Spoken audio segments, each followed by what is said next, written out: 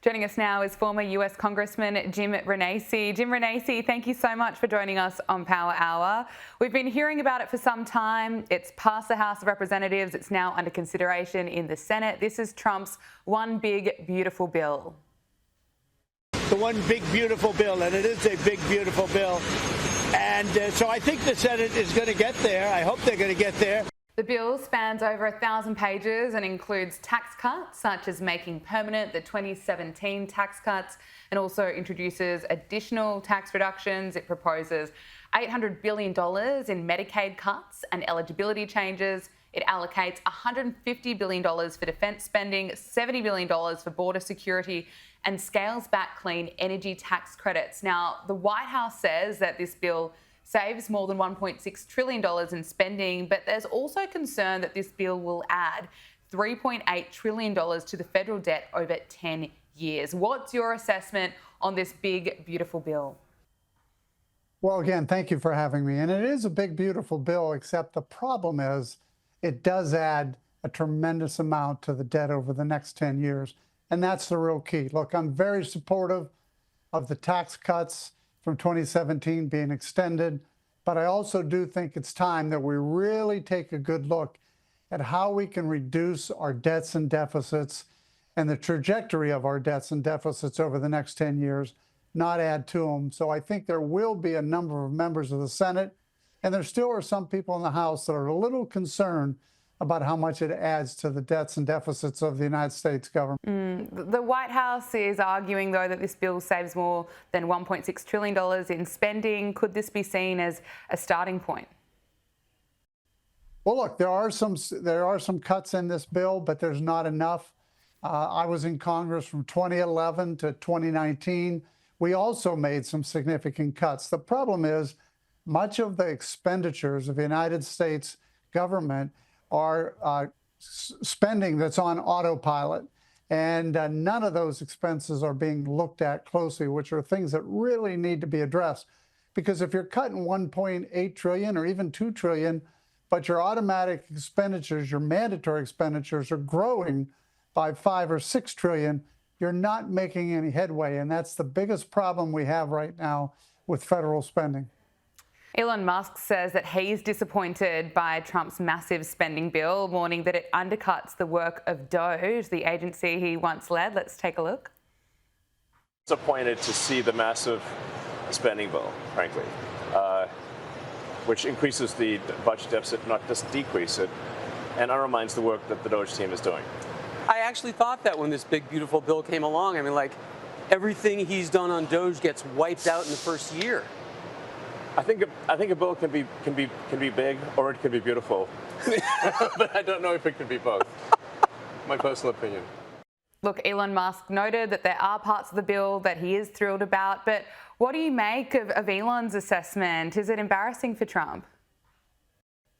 Well, the one thing is true. I'm surprised that Elon has said that, although I agree with what he's saying.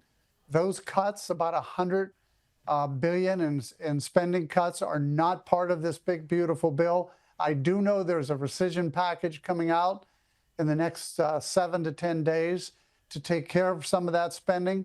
But we're talking about very minor spending cuts in Doge that could have been put in this bill as well and passed. The problem with making it a separate bill, whether it's 7, 10 days, or even 2 weeks from now, is you have to get approval again from the House and Senate. And that's always the tricky thing when you have a very slim majority in the House especially, but not that big of a majority in the Senate as well. Elon has thanked Donald Trump in a post today as he steps back from Doge. He wrote, "As my scheduled time as a special government employee comes to an end, I would like to thank President Trump for the opportunity to reduce wasteful spending. The Doge mission will only strengthen over time as it becomes a way of life throughout the government." Now, I believe that Elon Musk deserves so much credit for what him and the Doge team have been able to do, what they've been able to find so far. $175 billion has been saved, according to what's on the Doge website. It's around $1,000 a year for the taxpayer. What's your assessment of Elon Musk and what he's been able to achieve in these few months? Well, I'm happy to see that. Look, President Clinton did this. President Nixon did this. All the presidents have said, we need to make these cuts. President Trump has at least set up a commission and committee and moved the numbers to a point where he's saying we need to make these cuts. So I'm happy with what he's done. I think there is wasteful spending. The problem is it has to be cut. Even when I was in Congress, we talked about all this wasteful spending. The Congress has to be able to pass bills that cut this spending or pass a rescission bill, or this will just be a waste of time. Yes, so let's talk about how Donald Trump does want to make some of these Doge cuts official. The White House is set to send its first Doge package to Congress next week, aiming to slash federal spending. Office of Management and Budget Director Russell Vought confirmed the move to Fox Business. So, rumor has it that we got a big rescission package, an Elon Musk Doge rescission package coming up. Can you confirm it? I can. We'll be sending that up on Monday or Tuesday whenever the House is back in session. They will get our first rescissions bill. And again, this has been proposed and we've talked about it. We want to make sure that Congress passes its first rescissions bill, including the Doge, and we will send more if they pass it. And so this is the first one is foreign aid, USAID cuts, many of the waste and garbage that was funding not only wasteful but hurting our foreign policy, but also the Corporation for Public Broadcasting and NPR. We'll be sending that up and we're working with Congress, and we've had good conversations to make sure that they knew what was coming. They had some input as to changes that could be made to make it something that could pass the House, and we're excited for that to occur next week. So this is almost a $10 billion package, but it's also below where many Conservatives would like it to be. What's your sense? What's your assessment? And also, what does the future of Doge look like? As we heard from Elon Musk, that he believes it's going to continue being strong and will be a sort of way of life. What does that actually look like? Well, look, I don't know what happens to Doge, but the one thing that has to happen is the Doge package that's being sent up there next week has to be passed. And you heard that is in his conversations that, he is saying that this is the first set of Doge cuts. We want to see if Congress can pass these before we send others up there.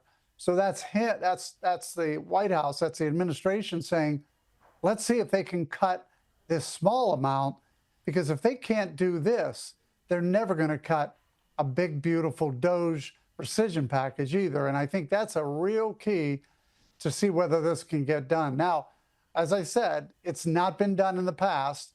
One rescission package was passed maybe 30 years ago, but we haven't been able to do that in a long time. It'll be interesting to see whether they can get it done. It should be done. I hope it gets done. But again, you got to get the House and Senate both to approve it.